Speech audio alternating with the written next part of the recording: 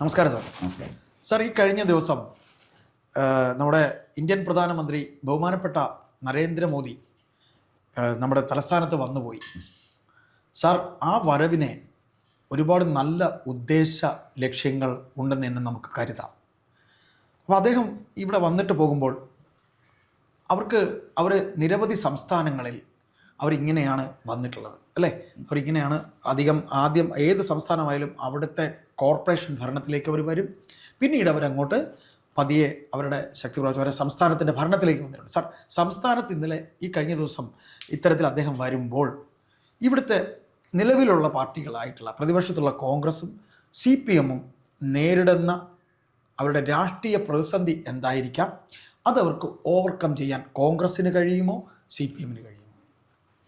ഇത് വളരെ പ്രസക്തമായ ചോദ്യമാണ് അയ്യപ്പദാസ് ചോദിച്ചത്. മോദി ഇവിടെ വരുന്ന പശ്ചാത്തലത്തിൽ CPM-ൽ സംഭവിച്ച വലിയൊരു മാറ്റമുണ്ട്.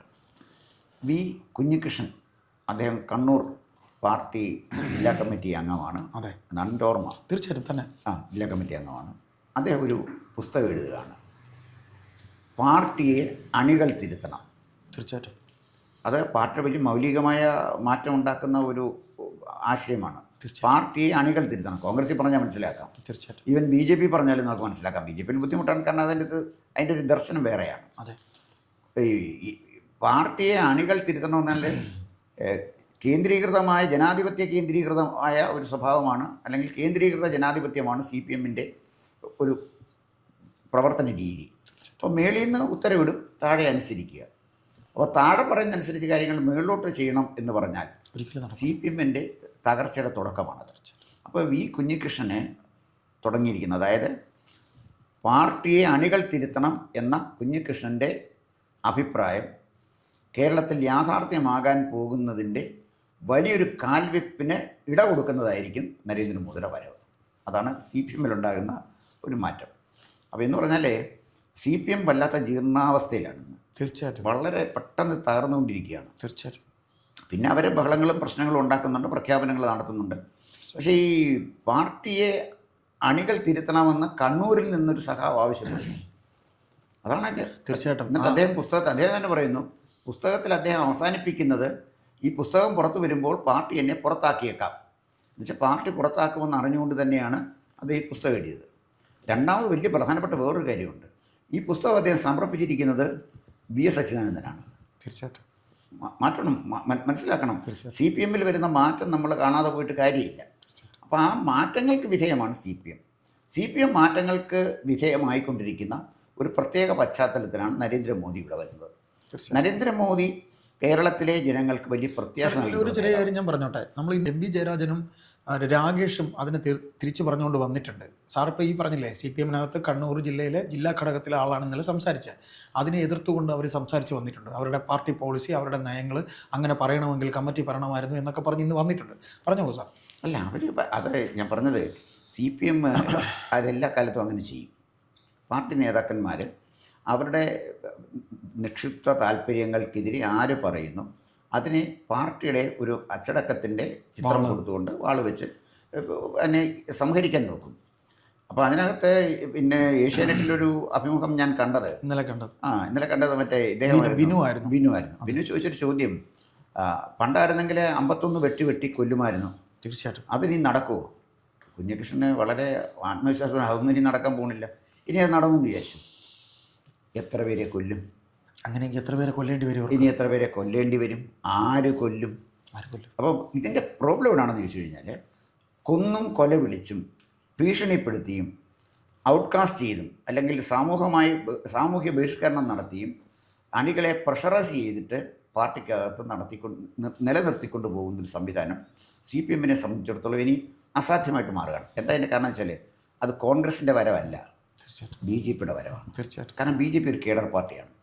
CPM-ൽ നിന്ന് വിട്ട് കോൺഗ്രസിൽ അഭയം തേടിയാൽ BJP-ക്ക് RSS-ന്റെ പിന്തുണയുണ്ട്. RSS ഒരു കേഡർ പാർട്ടിയാണ്. RSS കേഡർ പാർട്ടിയല്ല, BJP കേഡർ പാർട്ടിയാണ്. അല്ല, RSS എന്ന് പറയുന്നത് ഒരു സാംസ്കാരിക സംഘടനയല്ല. നമ്മളെപ്പോഴും ആളുകളെല്ലാം ഇങ്ങനെ RSS-നെ കുറ്റം പറഞ്ഞിട്ടിരിക്കും. ഞാൻ കുറ്റം പറയില്ല, അല്ല, ഞാൻ പറഞ്ഞു വന്നത് എല്ലാ രാഷ്ട്രീയ പാർട്ടികളും ഇപ്പം പിന്നെ കോൺഗ്രസ്സുകാരെല്ലാം RSS എന്ന് പറഞ്ഞുകൊണ്ടിരിക്കുകയാണ്. ഏറ്റവും വലിയ രസം എന്താണെന്ന് വെച്ചാൽ, UP ജയിച്ചു വന്ന കോൺഗ്രസ് MPമാരിലെ പകുതിയോളം പേര് RSSകാരാണ്. R R S S S എസിലാണ് കഴിവുള്ളവരുള്ളത്. ആർ എസ് എസ് തന്നെയാണ് ഇന്ദിരാഗാന്ധിയെ പിന്നെ 71 യുദ്ധത്തിന് ഏറ്റവും സ്ട്രോങ് ആയിട്ട് ഇന്ദിരാഗാന്ധിയെ സപ്പോർട്ട് ചെയ്ത ആർ എസ് എസ്കാരാണ്. അതെ അതെ ഇവർ ആർ എസ് എസിനെ കുറ്റം പറയുന്നു. 1963 റിപ്പബ്ലിക് ദിന പരേഡ് നടക്കുമ്പോൾ, അത് നെഹ്റു ജീവിച്ചിരുന്ന കാലമാണ്, 64 നെഹ്റു മരിക്കുന്നത്. അതെ ആ റിപ്പബ്ലിക് ദിന പരേഡിൽ നെഹ്റു ക്ഷണിച്ചതനുസരിച്ച് ആർ എസ് എസിൻ്റെ പിന്നെ കേഡർ, അവരുടെ പിന്നെ വളണ്ടിയർമാർ, സംഘപ്രവർത്തകർ പങ്കെടുത്തു. അതെ ആ ആർ എസ് എസിനെയാണ് ഇവർ കുറ്റം പറയുന്നത്. അതെ സാർ, ഒന്നുകൂടെ എൻ്റെ കേട്ടറിവ് നരസിംഹറാവുവിൻ്റെ ഗവൺമെൻറ് വരുന്നതിന് ആർ എസ് എസ് ആയിരുന്നു സപ്പോർട്ട് ചെയ്തതെന്നും പറയുന്നുണ്ട്. അത് ശരിയാണോ സാർ? തീർച്ചയായിട്ടും ശരിയാണ്. അല്ല, അതായത് നമ്മുടെ ഈ ആർ എസ് എസിനെ ഒന്ന് പഠിച്ചു കഴിയുമ്പോഴേ, ആർ എസ് എസിൻ്റെ മുഖ്യ അജണ്ട എന്ന് പറയുന്നത് ഇന്ത്യയുടെ ഒരു പിന്നെ ദേശീയ താല്പര്യമാണ്. തീർച്ചയായിട്ടും നമ്മുടെ സംസ്കാരം സംരക്ഷിക്കുക. തീർച്ചയായിട്ടും നമ്മുടെ ഒരു സാംസ്കാരിക ദേശീയതയാണ് ആർ എസ് എസ് ഊന്നൽ കൊടുക്കുന്നത്. ഈ സാംസ്കാരിക ദേശീയത ഊന്നൽ കൊടുക്കുമ്പോൾ എല്ലാവരും ഉൾക്കൊണ്ടല്ലേ പറ്റുള്ളൂ. തീർച്ചയായിട്ടും അപ്പോൾ എല്ലാവരെയും ഉൾക്കൊണ്ടുകൊണ്ട് നിൽക്കുന്നതാണ്. പിന്നെ ഇതിനകത്ത് പ്രോബ്ലം ഉണ്ടാകുന്നത് എവിടെയാണെന്ന് ചോദിച്ചാൽ, ആർ എസ് എസ്കാരെ അവരെ അടിച്ചാൽ അവർ തിരിച്ചടിക്കും, കൊന്നാൽ തിരിച്ചു കൊല്ലും. കോൺഗ്രസ്സുകാർ അടിച്ചാടി കൊണ്ടുകൊണ്ട് പോകും, ഒന്നും ചെയ്യത്തില്ല. അപ്പോൾ സാർ ബി ജെ പിയിലേക്ക് നമുക്ക് തിരികെ വരാം. സാർ പറഞ്ഞു വന്ന, ഞാൻ ഇടയ്ക്കൊന്ന് ഇൻ്റർഫെയർ ചെയ്ത് ആർ എസ് എസ് വന്നു. അപ്പോൾ ബി ജെ പിയുടെ കാര്യം തന്നെ പറയും സാർ. ബി ജെ പി ഇങ്ങനെ വരുമ്പോൾ ബി ജെ പി എന്ന് പറയുന്ന പാർട്ടിയുടെ ആ ഒരു സ്ട്രോങ്നെസ്സിനെ കുറിച്ചാണ് സാർ പറഞ്ഞത്. ആ ബി ജെ പിയുടെ ആ കേഡർ ഇതിനെക്കുറിച്ചാണ് സാർ പറഞ്ഞു വന്നത്. അതെ, അപ്പോൾ ഞാൻ പറഞ്ഞു വന്നത് കുഞ്ഞികൃഷ്ണൻ്റെ അഭിപ്രായം അനുസരിച്ച്. ഞാൻ ഇടയ്ക്കൊന്ന് കുഞ്ഞികൃഷ്ണന് ശരിക്കും പറഞ്ഞാൽ, കുഞ്ഞികൃഷ്ണൻ അണികൾ പാർട്ടിയെ തിരുത്താൻ തുടങ്ങുമ്പോൾ പാർട്ടി എന്ത് ചെയ്യും? പാർട്ടി നേതാക്കന്മാർ അത് അംഗീകരിക്കത്തില്ലെന്ന് രണ്ട് നേതാക്കന്മാർ രാകേഷും ജയരാജനും പറഞ്ഞല്ലോ. അതെ, അത് അവരെ തന്നെ ഇരുത്തിയിരിക്കുന്ന ആളുകൾ അങ്ങനെ പറയണം. തീർച്ചയായിട്ടും. അപ്പോൾ അവരത് പറയുമ്പോൾ എന്താ അതിനർത്ഥം എന്താണ്? അണികൾ തിരുത്തിയാലും ഞങ്ങൾ തിരുത്തലിന് വിധേയരാകാൻ സൗകര്യപ്പെടും. ഞങ്ങൾക്ക് മനസ്സില്ല. നിങ്ങൾ പോയി തിരുത്താൻ പോക്കൂ, ഞങ്ങൾക്ക് തിരുത്താൻ മനസ്സില്ല. തിരുത്തണമെന്ന് പറഞ്ഞത് തന്നെ ഭയങ്കരമായ കുറ്റകൃത്യം. അല്ല, അവരുടെ ശരീരഭാഷയിൽ എം വി ജയരാജൻ പിന്നെയും നല്ലോണം സംസാരിച്ചു. രാകേഷ് എന്ന് പറയുന്ന ആ യൂത്ത് ഒരു എങ്ങാണ് അയാൾ വളരെ മോശമായ രീതിയിലാണ് പ്രതികരിക്കുന്നത്. അയാളുടെ ശരീരഭാഷ വളരെ മോശമായിരുന്നു. അല്ല, അത് ഈ 2 മാസവും കൂടെ മോശമായ ശരീരഭാഷ സംസാരിച്ചുകൊണ്ടിരിക്കും. അതൊക്കെ ഒരു അധികാരത്തിൻ്റെ ലഹരിയിലാണ് ഇതൊക്കെ പറയുന്നത്. ഏത് ലഹരിക്കും ഒരു ടൈമുണ്ടല്ലോ, അത് കഴിയുമ്പോൾ ലഹരി അങ്ങ് പോകും. ലഹരി പോകുമ്പോൾ ഒരു ഗിഡിനെസ് ആയിരിക്കും വരുന്നത്. അപ്പോൾ അതുകൊണ്ട് അധികാരത്തിൽ ലഹരി പോയി കഴിയുമ്പോൾ ഈ ചിത്രമൊക്കെ മാറും. അപ്പോൾ അവരധികാരം പറഞ്ഞോട്ടെ, ഞാൻ പറഞ്ഞു വന്ന വിഷയം അതായത് അണികൾ പാർട്ടിയെ തിരുത്താൻ തുടങ്ങുമ്പോൾ, പാർട്ടി തിരുത്തലിന് വിധേയമായില്ലെങ്കിൽ അണികൾ എന്ത് ചെയ്യും? തിരുത്തലിന് വിധേയമല്ലാത്ത പാർട്ടി തുടരത്തില്ല, അവർ പാർട്ടി വിടും. പാർട്ടി വിട്ടുപോകുന്നവന് മറ്റൊരു അഭയകേന്ദ്രം വേണ്ടേ? തീർച്ചയായിട്ടും ഇല്ലേ? തീർച്ചയായിട്ടും അവൻ വേറൊരു അഭയകേന്ദ്രത്തിലേക്ക് പോകും. അതാണ് ബി ജെ പി ആയിട്ട് വരുന്നത്. അതായത് ഞാൻ അയ്യപ്പദാസിനോട് ഒരു കാര്യം പറയാം. ബി ജെ പിക്കകത്തുണ്ടാകാൻ പോകുന്ന മാറ്റം, നാളത്തെ മാറ്റം, ബി ജെ പിയുടെ അണികൾ സി പി എമ്മുകാരായിരിക്കും. തീർച്ചയായിട്ടും നാളത്തെ ബി ജെ പിയുടെ അണികൾ, ഇന്നത്തെ അല്ല, നാളത്തെ ബി ജെ പിയുടെ അണികളായിട്ട് വരാൻ പോകുന്നത് ഇന്നത്തെ സി പി എമ്മുകാരാണ്. നാളത്തെ ബി ജെ പിയുടെ നേതാക്കന്മാരായിട്ട് വരാൻ പോകുന്നത് ഇന്നത്തെ കോൺഗ്രസ്സുകാരുമായിരിക്കും. നേതാക്കളായി കോൺഗ്രസ്സുകാർ വരും, സംശയിക്കണ്ട. അപ്പോൾ സാർ കോൺഗ്രസിൻ്റെ കാര്യത്തിലേക്ക് കൂടെ ഒന്ന് പറയാം സാർ. പെട്ടെന്ന് കോൺഗ്രസിനെ കൊണ്ടുവരുമ്പോൾ നമ്മൾ കോൺഗ്രസിൻ്റെ കേരളത്തിലെ അവസ്ഥ എങ്ങനെ പോകും? കോൺഗ്രസ് എങ്ങനെ ഡിഫൻസിലേക്ക് പോകും ഇങ്ങനെ ബി ജെ പി വളർന്നു വരുമ്പോൾ? അല്ല, കോൺഗ്രസ് അഖിലേന്ത്യാ തലത്തിൽ തന്നെ തകർന്ന് തരിപ്പണമായിക്കൊണ്ടിരിക്കുക. ഞാൻ ചോദിക്കട്ടെ, ബീഹാറിലെയോ രാഹുൽ ഗാന്ധി ജോഡോ യാത്ര നടത്തിയത്? തീർച്ചയായിട്ടും. മനോരമയ്ക്ക് എന്താ പറഞ്ഞ്, രാഹുൽ ഗാന്ധി ബൈക്കിലിരിക്കുന്നു, സൈക്കിളിൽ ഔട്ടുന്നു, ഇങ്ങനെ ഒരുപാട് പടങ്ങൾ. ഇവരുടെ സെലിബ്രിറ്റി ആക്കിയല്ലയോ ഇവർ നിൽക്കുന്നത്. ഇവിടുത്തെ മീഡിയയും കോൺഗ്രസ്സുകാരും ഈ നെഹ്റു കുടുംബത്തെ മാത്രം, അവിടുത്തെ സെലിബ്രിറ്റികളെ അവിടെ ജനിക്കും. അവരെ ഇന്ത്യ ഭരിക്കാൻ പറ്റൂ. കാരണം അവരുടെ ഈ പണമുണ്ട്. പത്രക്കാർക്ക് ആവശ്യം, മാധ്യമങ്ങൾക്ക് ആവശ്യം പണമാണ്. ടിപ്പ് കൊടുത്താൽ മതി. ഏത് പത്രക്കാരനാ നമ്മുടെ ആത്മാഭിമാനമുള്ള പത്രക്കാരൊന്നും ഇല്ല മരലി ഇതൊക്കെ എഴുതുന്നത്. അപ്പോൾ ഇതിൻ്റെ പ്രോബ്ലം എവിടെയാണെന്ന് ചോദിച്ചു കഴിഞ്ഞാൽ, കോൺഗ്രസിനെ സംബന്ധിച്ചിടത്തോളം കോൺഗ്രസ് അതിവേഗം തകർന്നുകൊണ്ടിരിക്കുന്ന ഒരു സാഹചര്യത്തിലേക്ക് പോയിക്കൊണ്ടിരിക്കുകയാണ്. അപ്പോൾ കേരളത്തിൽ ഇതെന്താ സംഭവിക്കാമെന്ന് വെച്ചാൽ, ഇപ്പോൾ കോൺഗ്രസിന് തകർച്ച പറ്റാത്തതിൻ്റെ കാരണം നമ്മുടെ സമൂഹത്തിൽ ശക്തമായ ആൻറ്റി ഇൻകംബൻസി ഉണ്ട്. യു ഡി എഫ് വന്നു നിൽച്ചോട്ടെ, യു ഡി എഫ് വരാൻ വേണ്ടി ജനങ്ങൾ വോട്ട് ചെയ്യാൻ തെറ്റിദ്ധരിക്കുകയും ചെയ്യരുത്. ജനങ്ങൾ ഗവൺമെൻറ്റിനെതിരായിട്ടാണ് വോട്ട് ചെയ്യുന്നത്. ജനങ്ങളെതിരായിട്ട് വോട്ട് ചെയ്യുമ്പോൾ വോട്ട് പാഴായി പോകാതിരിക്കാൻ അവർക്ക് ചോയ്സ് അല്ല, ജനങ്ങൾ ഗവൺമെൻറ്റിനെതിരെ, ഇടതുപക്ഷത്തിനെതിരെ ജനങ്ങൾ വോട്ട് ചെയ്യും. അപ്പോൾ അവർക്ക് ആഗ്രഹം എന്താണ്? ഈ ഗവൺമെൻറ്റിനെ തോൽപ്പിക്കണം, അല്ലെങ്കിൽ എൽ ഡി എഫിനെ തോൽപ്പിക്കണം. എൽ ഡി എഫിനെ തോൽപ്പിക്കാൻ അവർ വോട്ട് ചെയ്യുമ്പോൾ എൽ ഡി എഫിനെ തോൽപ്പിക്കാൻ കരുത്തുള്ളവനാണ് അവർ വോട്ട് ചെയ്യുന്നത്. അതാണ് യു ഡി എഫിന് കിട്ടുന്ന വോട്ട്. അതെ, അത്രേ ഉള്ളൂ. ആന്റി ഇൻകംബൻസിയിൽ കിട്ടുന്ന ഒരു വോട്ടാണ്. വലിയ വ്യത്യാസമുണ്ട്. കോൺഗ്രസ് ജയിക്കണമെന്ന് പറഞ്ഞ ആളുകൾ വോട്ട് ചെയ്യുന്നതും എതിരാളിയോടുള്ള വിരോധം കൊണ്ട് കോൺഗ്രസിന് വോട്ട് ചെയ്യുന്നതും തമ്മിൽ, കോൺഗ്രസിനോട് ഇഷ്ടം കൊണ്ടല്ല, അതിലൊരു വ്യത്യാസമുണ്ട്. ഇവർക്ക് വളരെ ഈസി ആയിട്ട് കിട്ടുന്ന ഒരു വോട്ടാണ്. ഇവര് വരുന്ന ഇവരെ കഴിവുകൊണ്ടൊന്നുമല്ല, ഒരു കഴിവും അല്ല. ഇവർക്ക് വോട്ട് വേണ്ടെന്ന് പറഞ്ഞാലും ജനം വോട്ട് കൊടുക്കും. തീർച്ചയായിട്ടും. കാര്യം അത്ര കണ്ട് മടുത്തുപോയി സാർ. പിന്നെ ഒരു കാര്യം കൂടെ അപ്പോൾ ഞാൻ ചോദിച്ചോട്ടെ സാർ.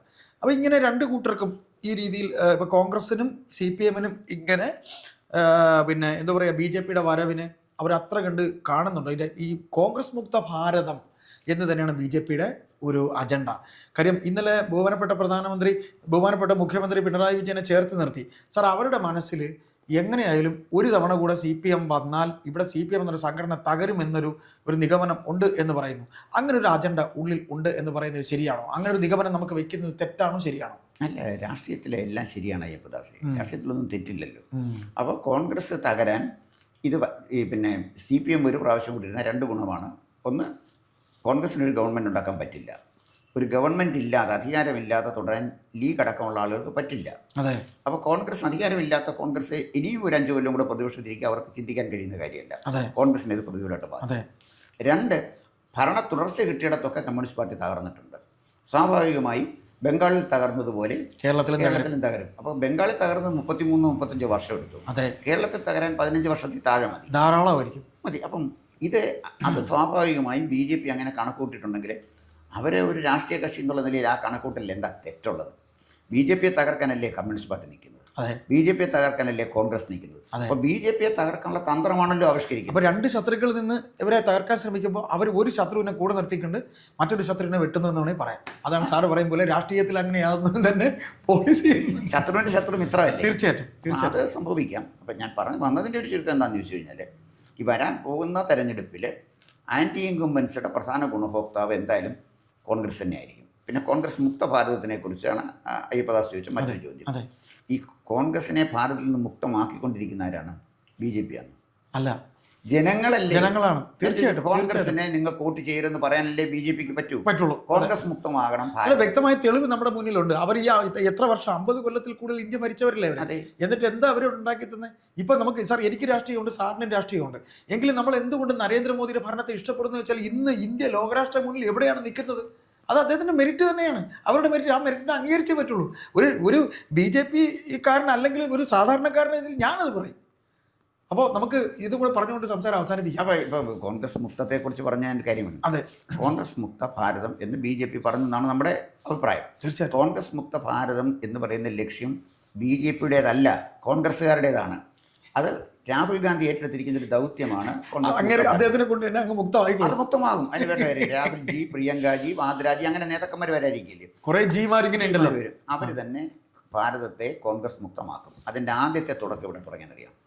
ഭാരത് ജോഡോ യാത്ര നടന്ന ബീഹാറിനെ കോൺഗ്രസ് മുക്തമാക്കിയില്ലേ? തീർച്ചയായിട്ടും 6 പേരല്ലേ ജയിച്ചത്. അവർ JDUവിലോട്ട് പോയില്ലേ? അപ്പോൾ ബീഹാർ അസംബ്ലിയിൽ കോൺഗ്രസ് ഉണ്ടോ? അപ്പോൾ ബീഹാർ കോൺഗ്രസ് മുക്തമാക്കിയില്ല. അല്ല, ഞാൻ സത്യൻ്റെ ബീഹാറിനെ കോൺഗ്രസ് മുക്തമാക്കിയതാരാണ്? BJP അല്ലല്ലോ. അവർ BJPയിലോട്ടല്ല പോയത്, അവർ JDUവിലോട്ടല്ലേ പോയത്. അപ്പോൾ അതുപോലെ ഭാരതത്തിലെ ഓരോരോ സ്റ്റേറ്റിനെയാക്കി കോൺഗ്രസ് മുക്തമാക്കാനുള്ള ഒരു വലിയ ദൗത്യമാണ് പ്രിയങ്കരനായ രാഹുൽജി ഏറ്റെടുത്തിരിക്കുന്നത്. അന്യരാജ്യങ്ങളിൽ പോയി നമ്മുടെ രാജ്യത്തെ ചീത്ത പറയുന്നുണ്ട്, നമ്മുടെ സൈന്യത്തെ ചീത്ത പറയുന്നുണ്ട്, പാകിസ്ഥാൻ്റെ പക്ഷം പിടിക്കുന്നുണ്ട്. ആ മഹാനുഭാവൻ എത്ര കാലം അവിടെ തുടരുന്നോ അത്ര വേഗത്തിൽ അത് കോൺഗ്രസ് മുക്തമാകും ഭാരതം. അതുകൊണ്ട് BJP ഒന്നും ചെയ്യേണ്ട. രാഹുൽ ഗാന്ധിയൊക്കെ ആയുസാരോഗ്യത്തിന് വേണ്ടി പ്രാർത്ഥിക്കുക, അദ്ദേഹത്തിന് വേണ്ടി വല്ല മൃത്യുഞ്ജയ ഹോമമോ അതൊക്കെ നടത്തുക, അദ്ദേഹത്തിൻ്റെ കാലിലൊരു മുള്ളുപോലും കൊള്ളാതെ ശ്രദ്ധിക്കുക. ബാക്കി കാര്യമൊക്കെ രാഹുൽ ചെയ്തോളും. അദ്ദേഹം കോൺഗ്രസ് മുക്തമാക്കി തരും. നിങ്ങൾ അതിനകത്തൊരു ബഹളം ഉണ്ടാക്കേണ്ട കാര്യമില്ല. നന്ദി. കൂടുതൽ വാർത്തകളും വിശേഷങ്ങളും നേരിട്ട് ലഭിക്കാൻ ജനങ്ങളിൽ നിന്ന് ജനങ്ങളിലേക്ക് ജനഭൂമി ന്യൂസ് സബ്സ്ക്രൈബ് ചെയ്യൂ.